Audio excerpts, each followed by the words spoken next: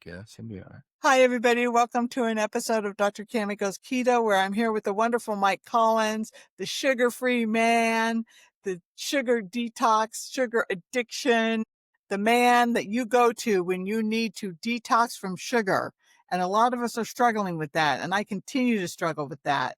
But I just want to say thank you so much for being here, Mike. Thanks for having me. Always a pleasure. And we're going to talk today a little bit about our whys and about staying the course and about your preferred future. So for me, it was yesterday, I ate a little bit of sweet potato fries that I went and got a burger for my sister and for me, and I got mine lettuce wrapped, but I got some sweet potato fries for us to share. And I knew that's what was going to happen. I knew I was planning to eat off plan. And I know that you always say, Mike, that all your eating off plan is always planned. And I think that's probably true because for the most part, I am planning it. And I had gone to the dentist and got this excellent bill of health. And I've been flossing and using my water pick and doing all these things for my teeth. And there was no plaque on them except the front two little teeth. And so I was like, yay, it's time to celebrate. And I knew that I was going to eat some of these. So I went to my sister's house. I did not eat a lot of them. I ate some of them. And on the way home from her house to my house, I was thinking, well, I can go eat just a couple of cookies. You know, I've already eaten off plan today and I won't buy ice cream. I won't buy chips. I won't buy this. I won't buy that. I probably shouldn't be naming those foods, but eating off plan foods. And I decided not to do that. And I think that I was successful for a couple of reasons, which we'll talk about. But what I ended up doing was calling one of my fellow sugar addiction people. And they talked to me on the phone while I drove all the way home so that I wouldn't stop at the store. And I was successful. I was able to come home and not eat off plan food. So I think one of the things we had talked a little bit before we started rolling this video about your why and how important that is. And I know, Mike, that you talk about that a lot. Yeah, I mean, look, it's not common, but the phrase is, you have to be moving towards a life that's bigger than the one you're leaving. And you have to have that detailed out. The majority of people, I don't know the number really, they don't really write down goals, or definitely don't visualize goals, or they don't visualize themselves in their goals, which is really one of the most important ways to do this. You have to visualize yourself in the new dress that you want. You have to visualize yourself doing whatever the new exercise or playing game that you wanted to play or whatever, down on the floor with your grandkids, whatever it is. You have to be able to see it in your mind's eye and feel the joy you would get being in the swimming pool with your kids or your grandkids, because you've been too embarrassed to get in a bathing suit before. And so this is a lot of people think of it as woo-woo a little bit, but it is a definite proven fact, and they have a lot of science on this. You see the guys that are about ready to get on the high bar when they're sitting against the wall going, what they're doing is they're like visualizing the routine itself, the full routine in their mind's eye. They're seeing a perfect routine from start to finish, right? They're before they do the routine. Like if you listen to the book, Napoleon Hill's book, the Think and Grow Rich, is about this. There's 100 books on it. Being able to visualize where you want to be, writing it all down in great detail, great depth, reading it every day. These are important kind of things that you need to do that most people think of as, no, it's too weird for me, right? But it's not. I mean, it's a real viable science-based protocol that if you were to actually do it, you would move faster because you want to get to that. And, the common belief, it's not a belief, but it's a reality, is that the brain does not know the difference between the visualization of it and the actual doing. I mean, there's a whole bunch of studies where one group had a piano and they had to practice this one sonata and they practiced it for weeks, where the other group only had a visualization. They didn't have a real piano. They could only visualize it.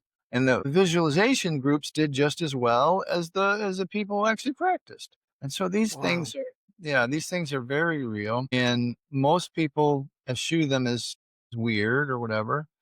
And so you gotta you've got to believe where you're going is where you want to be, and it has to be in great depth and great detail. You have to feel the sundress on you, or the material of the sundress, the party that you're at, the smiles you'll get, the compliments that you'll get. You have to actually feel this in your viscerally feel this in your gut. And if you can do that, then it's going to be another tool in your toolbox. Yeah, this is so interesting talking about this because when I decided I wanted to be a doctor, that was so easy to visualize it because I did have things were great detailed. It actually wasn't for me when I think back on it. Well, it was really hard. I mean, I sent myself through all my schooling and I worked my way through school by taking care of the people that I lived with. It was a really smart way to get myself through school. And that's how I actually got a scholarship to get into medical school because they were really impressed I had done that to send myself through school. But I had this goal, and the goal was definitely detailed. It was like walking across the stage, shaking that person's hand, and getting that diploma. And I visualized myself doing that for years and years and years. Yeah. And then I didn't know exactly the great details about how I was going to like do that. But, it was like jump over this hoop and then jump over this hoop and, go and get this degree and, get A's and then apply here and then do this. So the plan was kind of laid out for me, right? Like I knew exactly what I was going to do as far as, getting the degree and applying for things and interviewing and paying money to go on the interviews and then ranking the schools and, getting accepted and all those things. With life, like with my weight loss goals, it's not so definite. And I do have goals, like my kids are going to hopefully someday get married and I want to be at that wedding. I want to look healthy. I want to look good. And, they're 27 and 28. So, they're not getting any younger for that. Right. So I am struggling sometimes with the details of the visualization that I have now. And I think that spending some time, writing it down, sorry, that's my watch, writing it down and trying to like I do have a dress that's hanging up, right? And it's my dress that I'm going to fit into. It's my goal dress for now. It's not my ultimate goal dress. And I do look at that and I do visualize and I have visualization boards up on my room. I have 3 visualization boards that I made really big poster size and I laminated them and they're awesome. They're really good.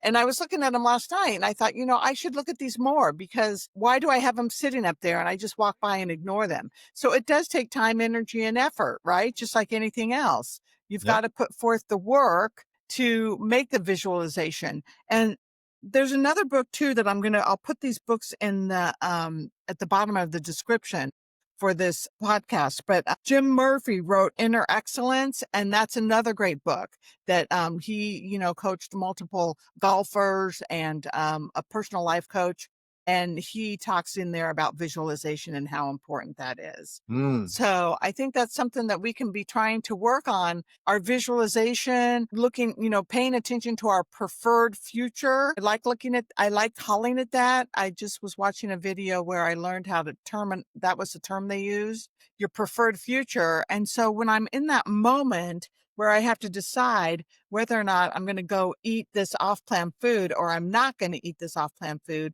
I need to think hard and long and strong about my preferred future and what I want that to really look like. And am I going to get there? Because, when I was pre-med, I would look at my preferred future and I would not go watch the Joe Montana Jerry Rice football game.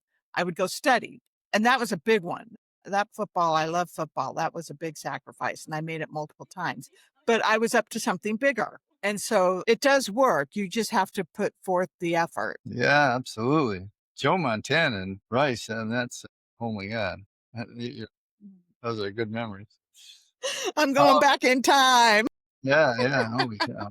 Joe Montana. Yeah, look, I mean, it's you described something, vision boards. Those things, I've always had a vision board. I think they're super. It's literally paste out of magazines the vision of the life that you want. And I like the term preferred future. You get to decide this. Most people are not, how should I say?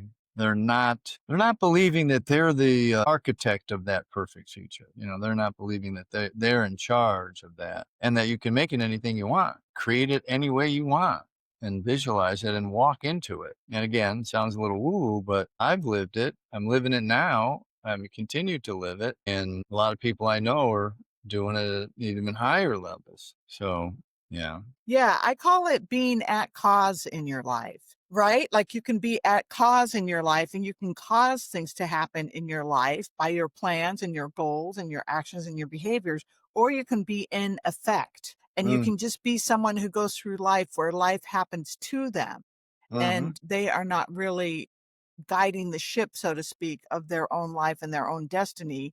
They're just sitting around trying to tolerate what's happening to them when they're not making decisions that are proactive for them in a healthier, better life. Yeah, which is the majority of people. Yeah, like 90% or something. It's really high. And so Yeah. we're just trying to encourage you to be different, to toss it up a little bit, to visualize and to think about your preferred future and not only think about it, live into it through the actions and behaviors that you're doing today and in your present moments by moments by moments. Because I was talking to Karen the other day about, the power of now and how all we have is this present moment. And so your decisions for your present moments have to all add up for your preferred future. Yeah, I think you described it pretty well with getting the diploma and visualizing it over and over again. I did the same thing when I won a championship in high school.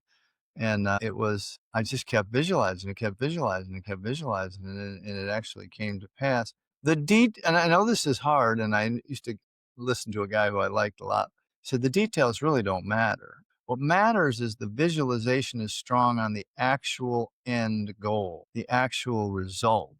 Like what if it's a weight thing or if it's a job thing or whatever it is, that you're really strong in that visualization, strong in seeing that, feeling it, which is a weird way to put that, but it's so true to be in the visualization, feeling the smile, feeling the compliment, feeling the joy of the compliment, whatever would go with that thing, whatever that thing is. If you can really focus in on that, then all the details will coalesce around that visualization and make that visualization a reality. Again, the body does not know the difference. The brain does not know the difference between that reality and reality, a actual reality. So if you can get good at that, and it is a skill, it's a real skill set.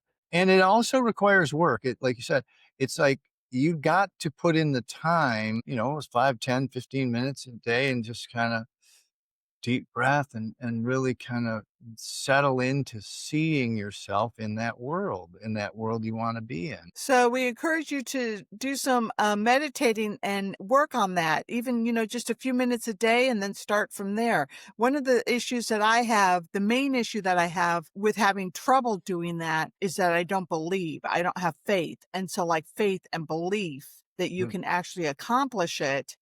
Because when I was going for medical school, I thought, well, I don't know that I'm never going to know unless I try. And I right. didn't wanna go the rest of my life not knowing. I'd rather know that I tried and I couldn't get in. And I had plan A, B, and C, and luckily plan A worked. So I had some other plans.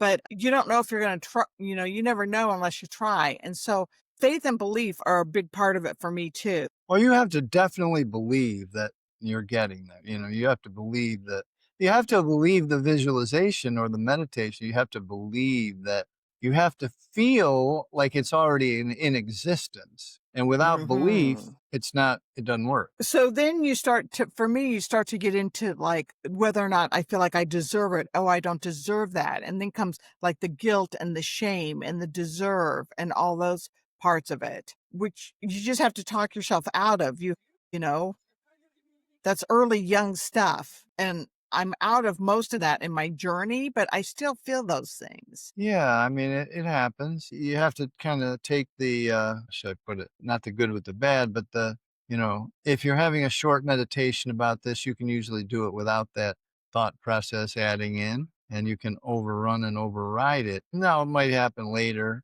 You have to be careful of that because it can adulterate the whole process, it can and, short circuit the whole process. Because if you're thinking to yourself, I see it, but I don't believe it, not much good. That's why it's so much work, right? Because you have to believe it before you're actually there.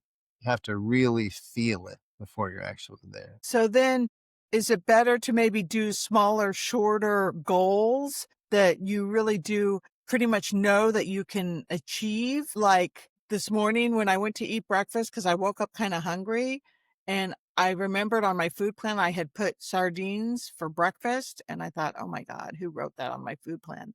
And it was me. And so I did eat my sardines for breakfast. And, then that was a goal that I was successful at. So I could, and I did, I visualized myself eating them. And I thought, oh, they're not that bad. Honestly, they're not that bad when I start eating them. I know, I like sardines. Yeah, I mean, you gotta use it on both goals, all goals, short ones, long ones. Obviously, easier on short ones, but it gives you power to know it's working for the long ones. All right, everybody. So we're going to let you go and have some visualization and look at your preferred future, and be sure that you're writing down details of your whys and details of your future. And we'll check in with you next time to see how it's going. Thanks, Mike. Thank you. Bye, everybody. Bye.